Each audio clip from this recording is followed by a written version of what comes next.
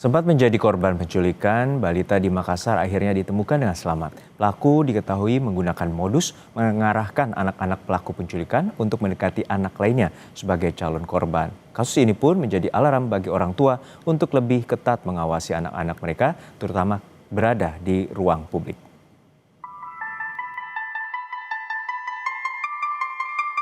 Kisah panjang menemukan kembali balita B asal Makassar yang sempat diculik berakhir manis. Balita B akhirnya kembali ke pelukan orang tuanya setelah sempat menjadi korban penculikan, sindikat, dan dijual hingga ditemukan di Jambi. Balita B yang diculik di Taman Pakui Sayang, Makassar pada 2 November lalu ditemukan selamat di wilayah Kabupaten Merangin, Jambi pada Minggu kemarin.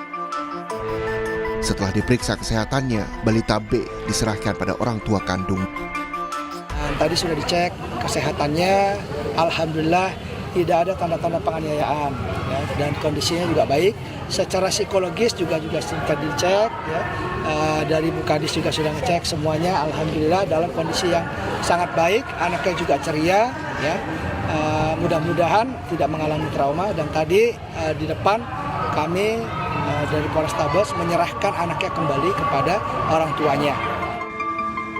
Menurut polisi, penculikan menggunakan modus dengan mengarahkan anak-anaknya untuk mendekati korban. Setelah berhasil membawa korbannya, tersangka penculikan ini kemudian menawarkan atau menjual korban di media sosial dengan modus adopsi anak. Nah, kemudian modusnya pelaku ini, jadi pelaku ini juga kebetulan dia punya anak kecil yang tidak berbeda jauh umurnya dengan korban sendiri. Nah, jadi pelaku ini mengarahkan anaknya juga, anak kandungnya untuk bermain-main dengan korban. Sehingga ketika sudah dekat antara PO ini, antara korban dengan anaknya, kemudian diajaklah anak ini untuk ikut ke kediaman dari pelaku tersebut. Sehingga kalau kita ketahui ya dari video itu sama sekali tidak ada ketakutan ataupun perlawanan dari korban karena sudah terlebih dahulu ada dekat ya. Kapolda Sulawesi Selatan Irjen Juhandani Raharjo Puro bilang, balita yang diculik di Makassar sempat 3 kali berpindah tangan. Balita ini dijual mulai 3 juta hingga 80 juta rupiah. Polisi telah menetapkan 4 tersangka dalam kasus ini. Salah satu tersangka yang berinisial NH ditangkap polisi di wilayah Sukoharjo, Jawa Tengah. Dalam kasus ini, NH berperan sebagai perantara antara penculik dan pihak pembeli bayi. Polrestabes Makassar mengamankan SY sebagai pelaku utama, membawa korban dari TKP ke kos pelaku di Jalan Abu Bakar Lambogo, kemudian menawarkan korban melalui medsos Facebook. Ada yang berminat dengan korban, pembelinya atas nama NH.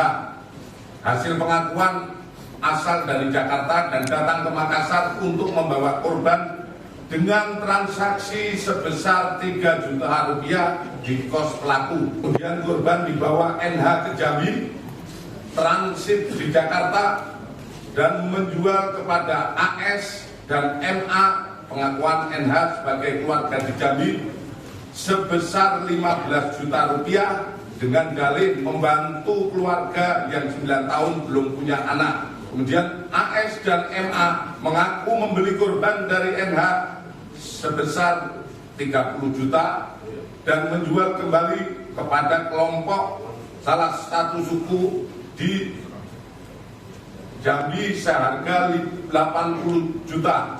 Keduanya mengaku telah memperjualkan 9 bayi dan 1 anak melalui TikTok dan WA.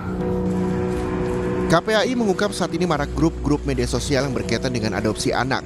Banyak penawaran adopsi anak tersebut patut diwaspadai karena bisa jadi modus penculikan atau perdagangan anak.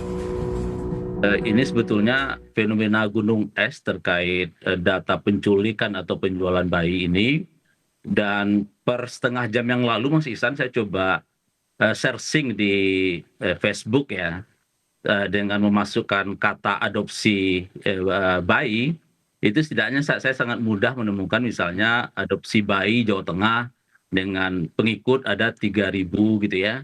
Kemudian ada ikhtiar bumil dan adopter dengan pengikut 7.000. Kemudian ada adopsi bayi wilayah Tangerang dengan pengikut 2.000. Jadi memang modus dan model penculikan atau penjualan bayi ini memang terus berkembang ya. Sementara kriminolog Universitas Indonesia, Hanifah Hasna menilai kebutuhan ekonomi yang didukung adanya kesempatan menjadi faktor di balik maraknya kasus penculikan anak yang terorganisir oleh sindikat. Masih besarnya pasar perdagangan anak membuat sindikat beroperasi secara masif. Menurut Hanifah, penculikan anak oleh sindikat ini umumnya dilatar belakangi oleh adanya kebutuhan adopsi secara ilegal hingga eksploitasi anak. Kenapa kasus penculikan ini marak? Sebetulnya kembali lagi bahwa kebutuhan masyarakat saat ini adalah kebutuhan uang. Tapi faktor keuangan ini atau finansial ini bukan menjadi faktor yang utama. Ada beberapa faktor yang lain, antara lain kesempatan.